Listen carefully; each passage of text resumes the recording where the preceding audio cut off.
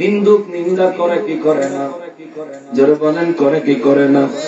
আজকে আমি যেন এখানে আইবো, এই পোস্টার কবে ছাপাইছেন? গত 15 দিন আগে পোস্টার ছাপাইছে। সারা জগন্নাথপুর চিলাউড়া এলাকায় পোস্টার লাগাইছে। পোস্টার দেখে অনেকে কইছে হুজুরে আইবো, কইজা ঠান্ডা করে আওয়াজ শুনতে যাবো, যাই হোক। আবার অনেকে কইছে মানে খালি গালি দেয়,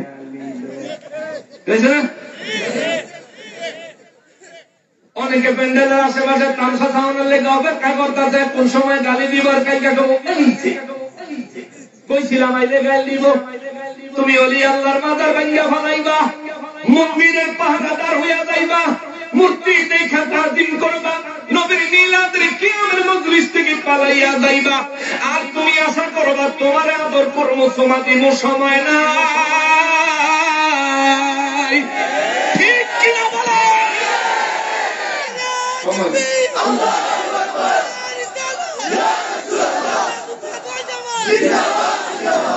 আজ আমার এমন একটা বিষয় আলোচনা দিচ্ছে, হযরতে আলী রাদিয়াল্লাহু তাআলা আনহু জীবনেও বাতিলের সাথে আপোষ করে।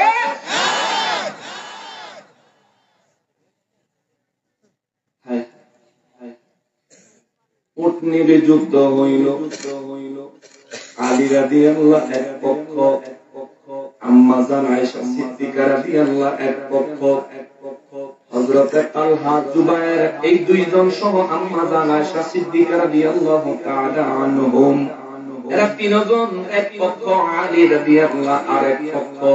তাদের অভিযোগ হইল ওসমান রাদিয়াল্লাহু তাআলা আনহুর হত্যার সঙ্গে আলী রাদিয়াল্লাহু তাআলা আনহুর সম্পৃক্ততা আছে।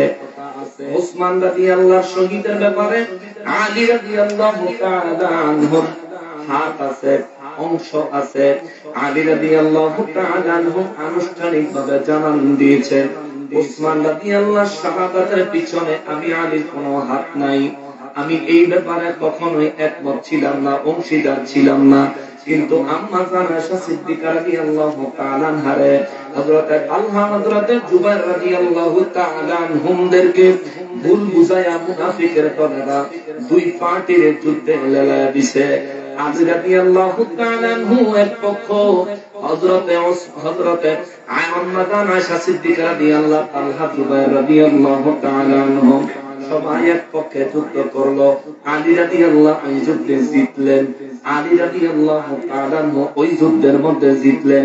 এমনকি মুসলমানদের বড় ক্ষতি হয়েছে, বড় ক্ষতি হয়েছে। আলী রাদিয়াল্লাহু মুসলমানের বিরুদ্ধে, আলী রাদিয়াল্লাহু তালহা জুবায়ের দুইজন সাহাবী জান্নাতের সার্টিফিকেট প্রাপ্ত সাহাবী, সুবহানাল্লাহ। আম্মা জান আয়েশা সিদ্দিকা রাদিয়াল্লাহু তাআলা আনহা সমস্ত মুমিনদের মা, উম্মাহাতুল মুমিনিন।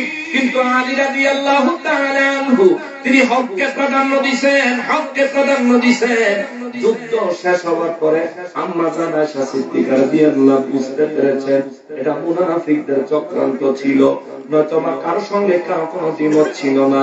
তালহা জুবায়ের রাদিয়াল্লাহু ওই যুদ্ধে এমন ভাবে আহত হয়েছিলেন, ওই যুদ্ধের পরে তালহা জুবায়ের রাদিয়াল্লাহু তাআলা ওই যুদ্ধের ওই আহতের কারণে কিছুদিন পরে শাহাদাত বরণ করেছেন। ইন্না লিল্লাহি ওয়া ইন্না ইলাইহি রাজিউন। আওয়াজ করে বলেন আল্লাহু আকবার। আলী রাদিয়াল্লাহু তাআলা আনহু হকের উপর ইস্তিকামত থাকার জন্য জিহাদ করেছেন। তিনি তার জীবনে 11টা যুদ্ধ করছেন কাফেরদের বিরুদ্ধে। 11টা যুদ্ধের মধ্যে কয়েকটা যুদ্ধ আছে মুসলমানদের বিরুদ্ধে হয়েছে। সিফফিনের যুদ্ধ,